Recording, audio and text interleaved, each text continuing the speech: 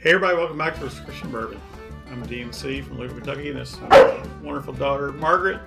And today we're going to be going over Irish whiskeys.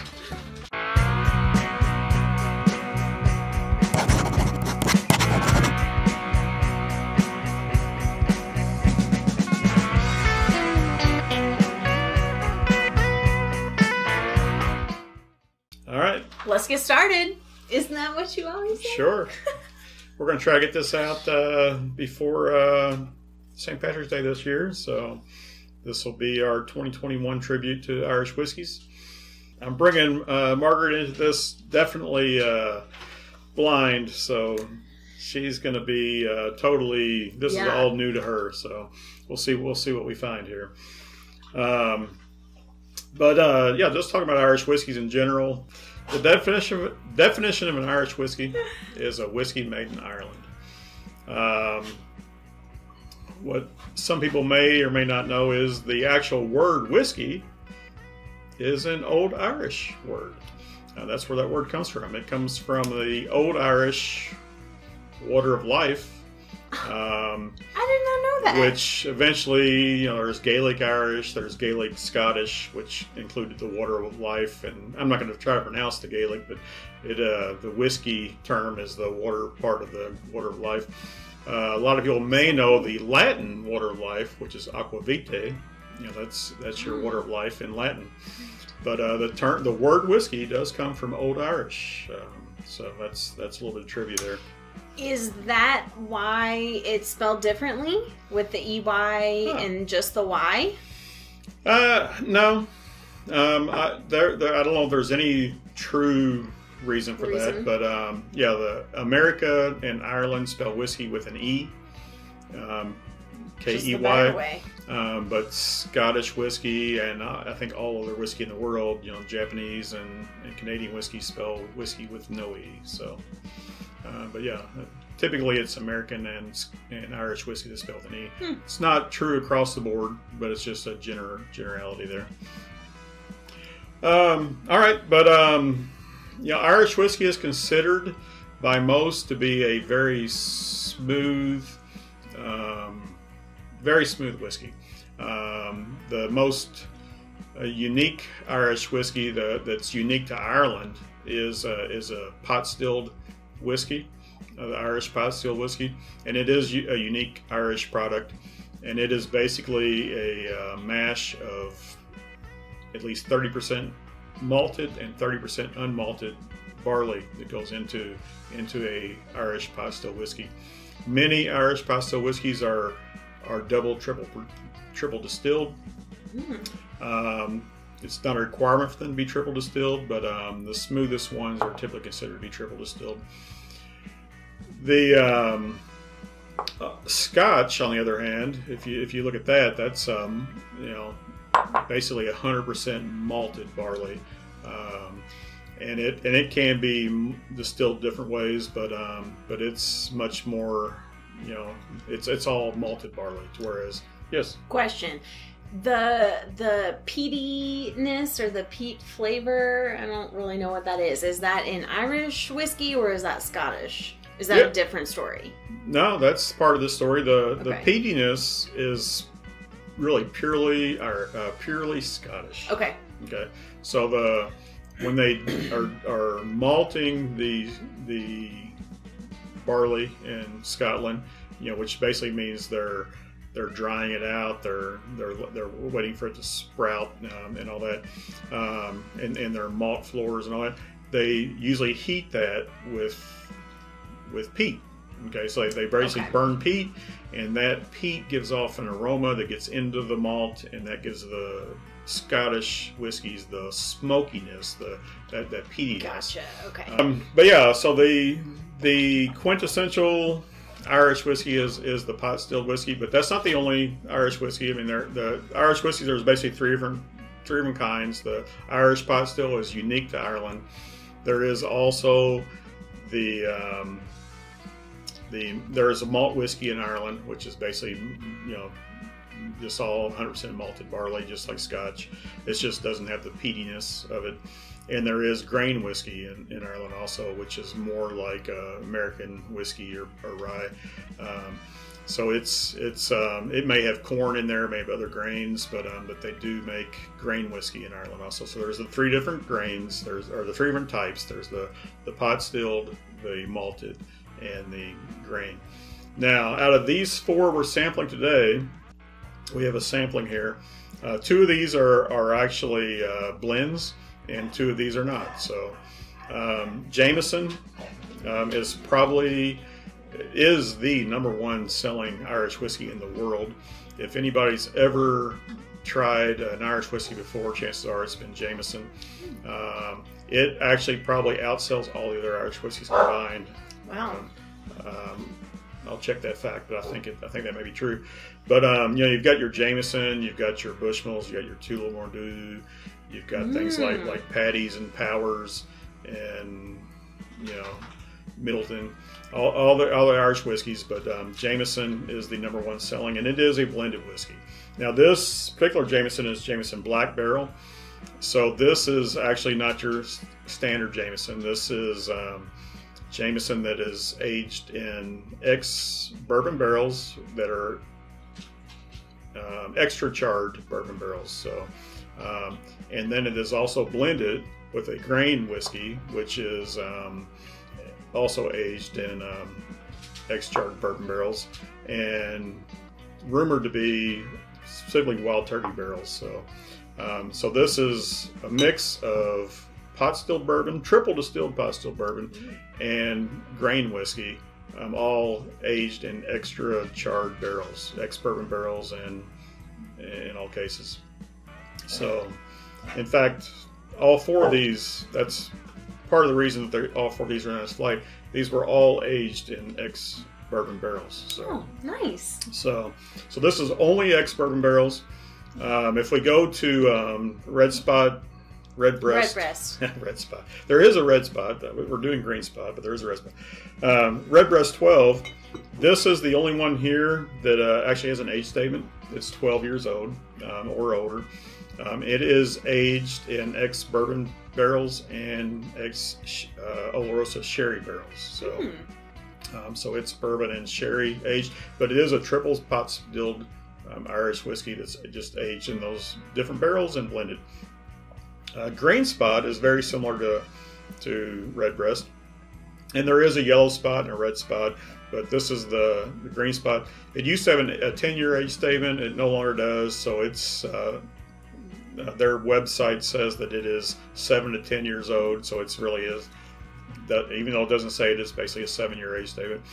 But it is Irish pot stilled whiskey that is aged in ex-bourbon barrel and ex-sherry barrels also, just like Redbreast. It does not specifically say it's all triple distilled Irish pot still though, and some of it may be double distilled, but it double, triple distilled Irish pot stilled, aged in ex-bourbon and sherry barrels. Teeling is going to be the most different out of this entire grouping. Well, it's got the best name, so.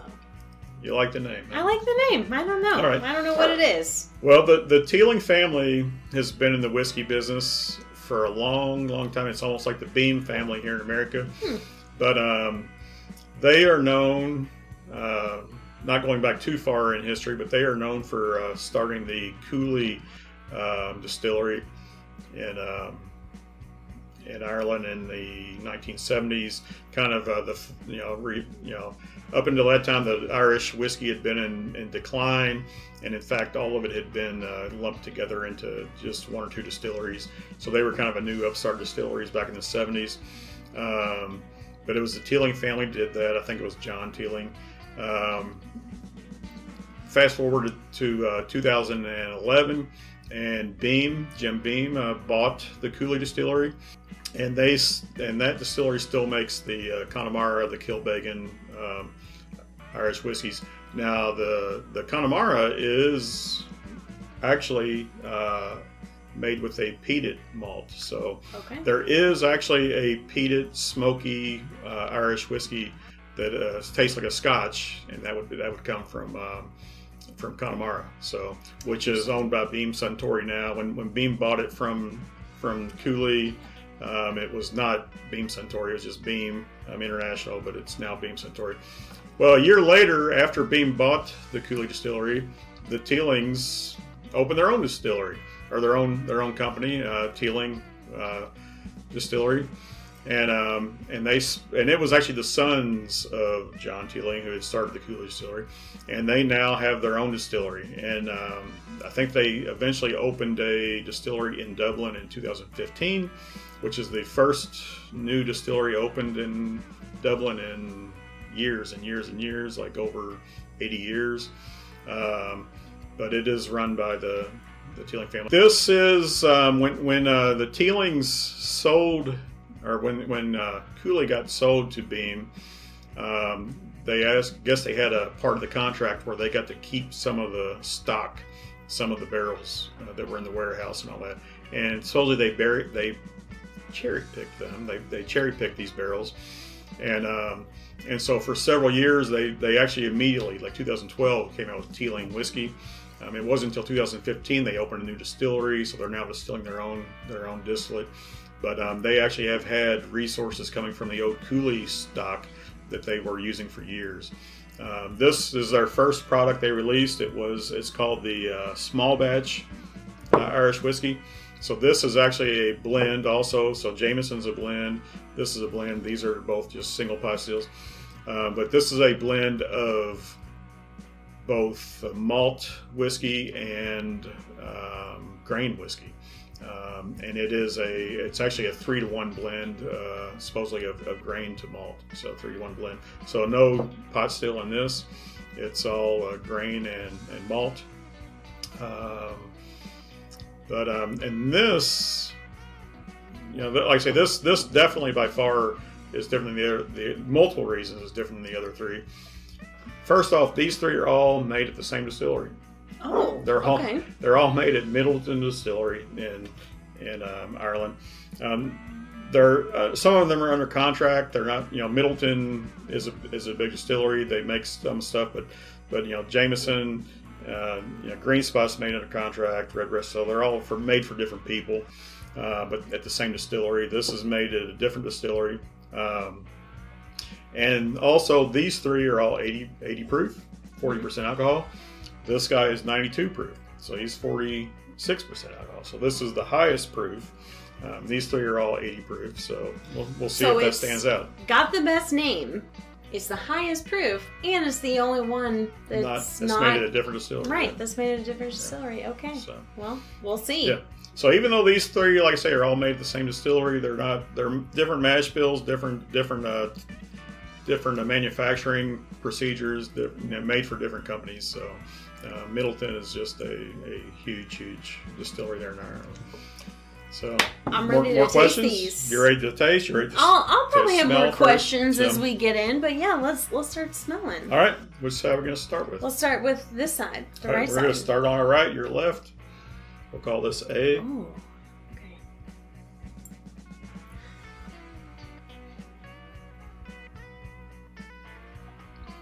Are there any tasting notes or tips that you have for Irish whiskeys, why it might be different than just like the regular bourbons and things that I've had?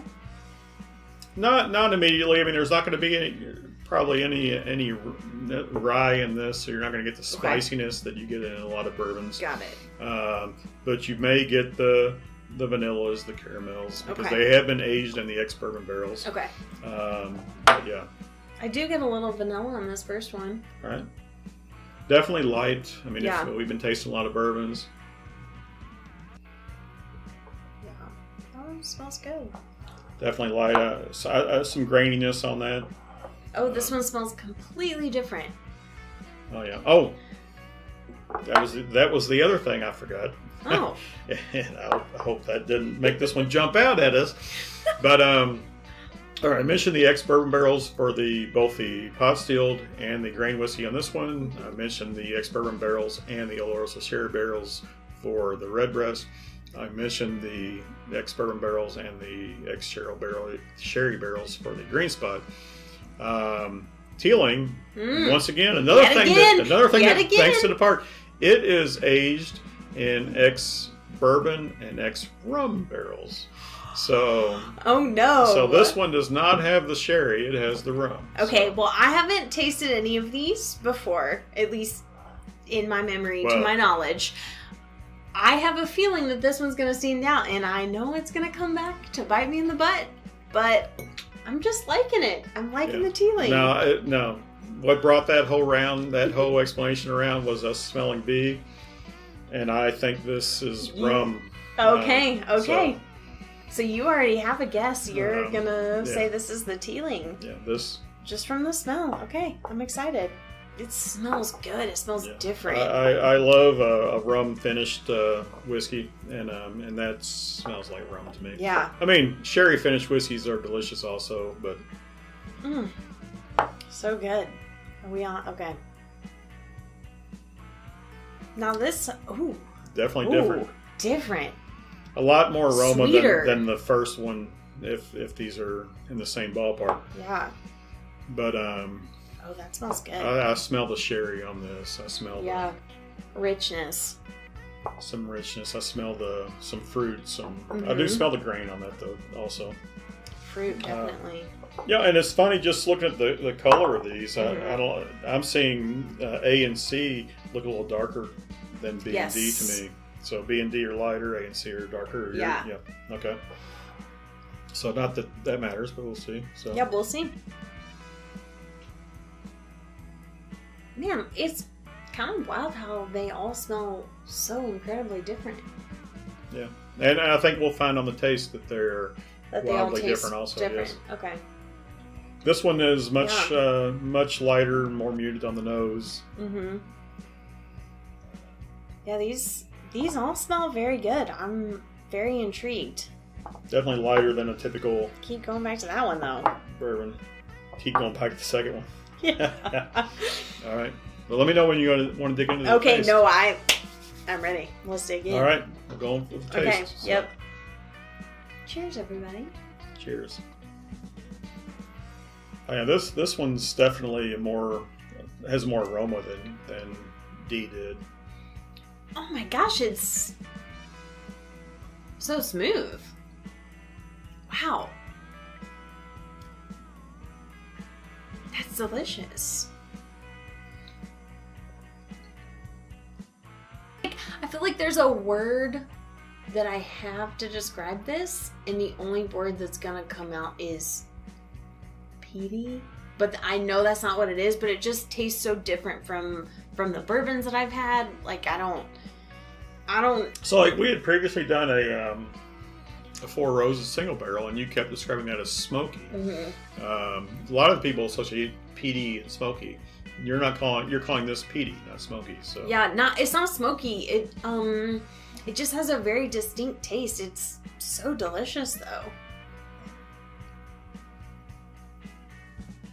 Perhaps we'll find out that's the malt that you're tasting. Maybe what you think is peat is actually the malt. Maybe it is. So now these are all going to have malt in them. Yeah. So that's so good.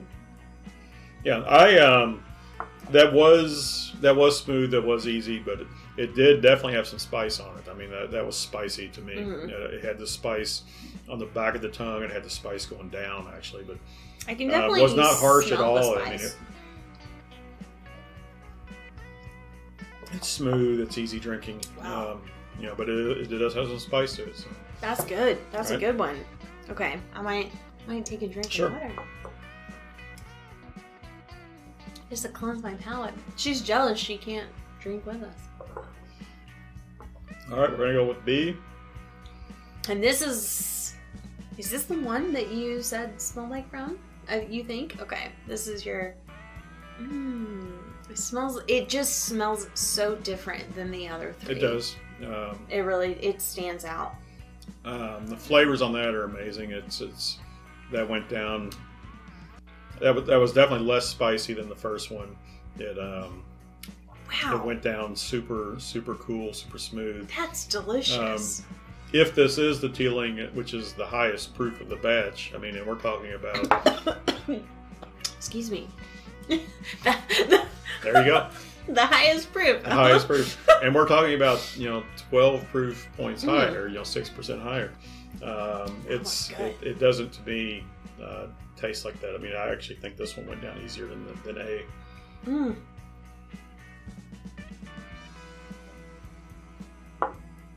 But I think that's the rum on that one. Mm-hmm. Now, C. That's good.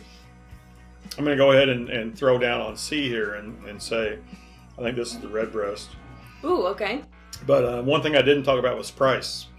And it's interesting on the price point on these. Now, these are in a very $3, $4, $5 either way.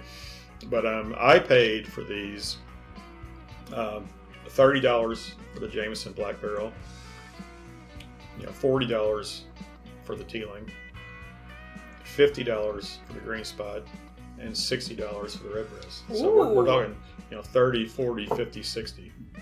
Okay. So I think I got the Redbreast for. I hope I didn't say Red Spot again. I don't think I got the red. I didn't pay 60 for the Redbreast. I think I actually got it for more like 58, but it was definitely close to 60. But it's the only one that's actually age stated. It is definitely, it's 12 years old. Even though Jameson Black Barrel supposedly maybe 12 years old also, it's not age stated. So it's actually got a normal Jameson is 5 to 7 years. So this Black Barrel is supposedly 7 to 15 years. So it's extra aged. But this one's delicious. This one on the nose is amazing. It smells incredible, and it tastes just as good. I feel like the color is different than these first two. It's darker. For sure. It's darker. I think I can definitely taste the sherry in that, the sherry finish, which is a wonderful flavor. It's delicious. Now they also, all of these they make different versions of. I mean, I didn't pick the basic Jameson. Obviously, as I mentioned, but this is the Jameson Black Barrel. Jameson has a cask-made series, which are all Jameson finished in beer barrels. So they've got an IPA, they've got a stout, they've got these cask-mates. But they make 18-year-old Jameson. They make 18-year-old Redbreast. They make Teeling does make a single malt. They do make a pot still, I believe, also. So they make some other things now. Green Spot is the 7 to 10 years. A Yellow Spot is more like the 12-year, and the Red Spot may be more extra aged in some different casks and all, but even older though too. So they all make older, like 18-year and older, similar to Scotches. But Redbreast also does make a cask strength. So this is only 80 proof, but they do make a Redbreast 12-year cask strength, which is going to be, upwards of 100 proof. So, and it's not much more than this. I mean, this one I said the $60. The cask strength I think you can get for like $80. So, okay. Definitely worth seeking out. Although that may have been taken off the market, it may not be available anymore. So, but yeah, my guess so far is this is Teeling, this is Redbreast. So, okay, cool. Well, and I know these are all new to you. I have no guess. So. Unfortunately. They all just smell so different, which is kind of wild. Oh my gosh. That last one tastes so different. From all the other ones. It's delicious. I mean. It's so good. I'm gonna have to go back and taste all of these just to compare it to that last one. I don't know.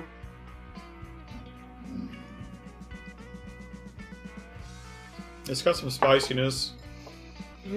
I think this is the Green Spot. Okay. So my guesses so far is Jameson, Teeling, Redbreast, Green Spot. Now, the question is, which do I prefer? What do you prefer? So, I mean, honestly, I don't know if I could choose because they're all very delicious. I really like. Oh wow! I went back and smelled this one. It's like pure maple syrup. I mean, I don't know where that came from. I mean, I still that's. I mean, this is rum. This second one, yeah, just tastes and smells distinctly different than the other ones.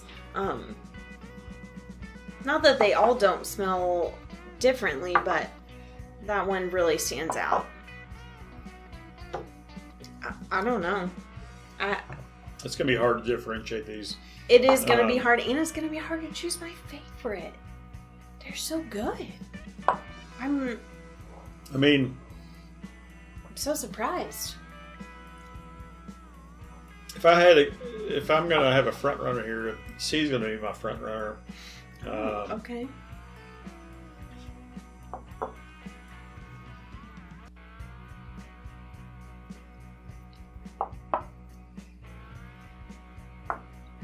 Wow. Yeah, C's your front runner on taste. On everything. Everything. Yeah. Oh, okay. All right. A has really opened up on the aroma to me. Mm-hmm. I'm smelling things that he's never smelled before. B. That's the I mean, one. it's rum. It's rum on the nose. It's rum on the taste. I love it. Love it. Love it. Is. As far as Irish whiskeys go, though, I don't know where that fits in. When there's certain days that may be what I want. I may want this, but if I'm wanting, to sip on some Irish whiskey, I don't know where that fits in.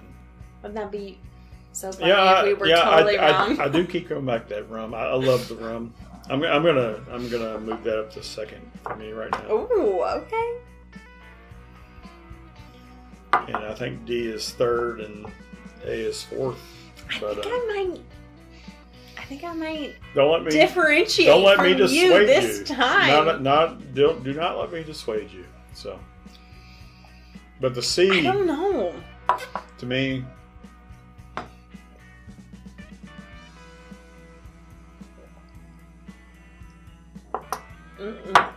it's my favorite. So. I don't know. I think D and B might be my favorite. Okay.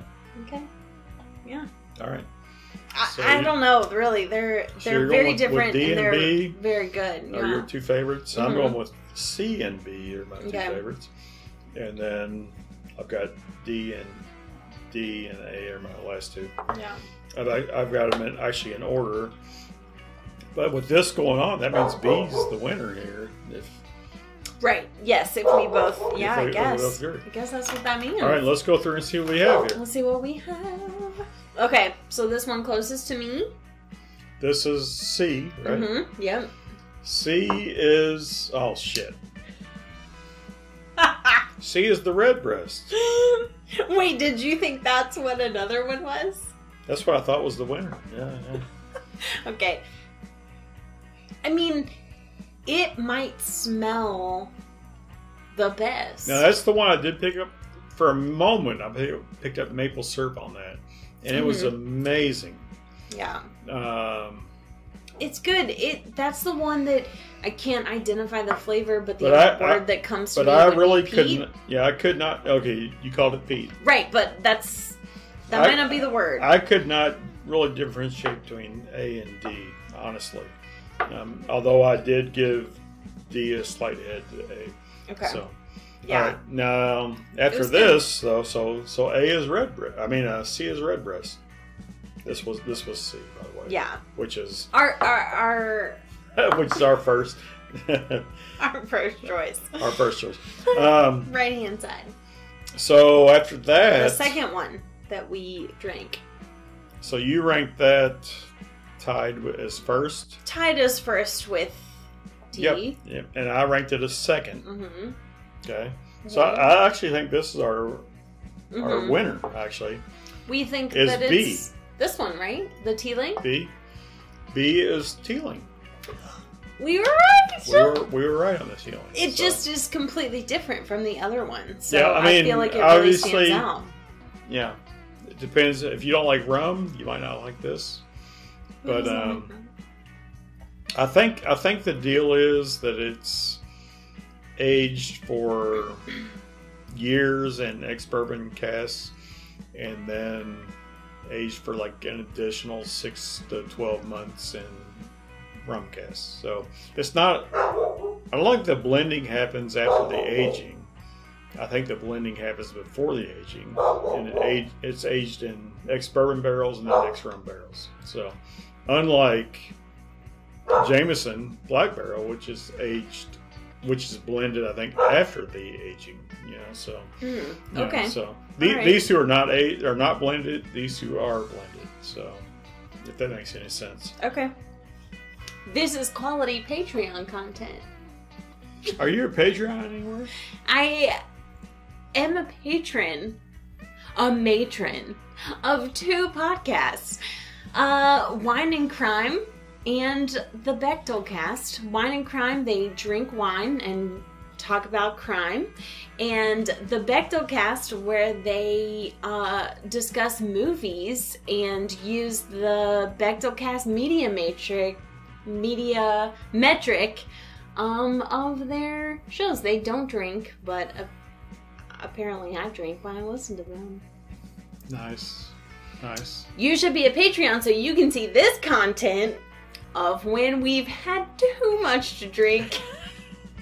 So this guy, which I ranked as my first choice, it was your nobody knows second choice. Come on, it was your second. Is D is the Green Spot? Wow. So to me, Green Spot won. It was the best nose, the best taste. It's Green definitely Spot won distinct, that's for sure. So we're calling this probably third place here, which is A, and that is the Jameson Black Barrel. So the Jameson Black Barrel. Yeah. So that is aged in extra charred ex-bourbon barrels for 7 to 15 years. Oh wow. Did you get all of these right? I don't even remember. We definitely... No, I did not. We definitely picked out Teeling as the individual... We absolutely picked out. It's undeniable. The Teeling stands out as being the most distinct. All of these are incredibly delicious. Like, you saw any of these and you wanted to buy any of these, you cannot go wrong. They're so good. I guess this was my first time with Irish whiskeys, but they were all so delicious. I'm so surprised. I think all 4 of these are good as just sipping on their own. Absolutely. Cilantro.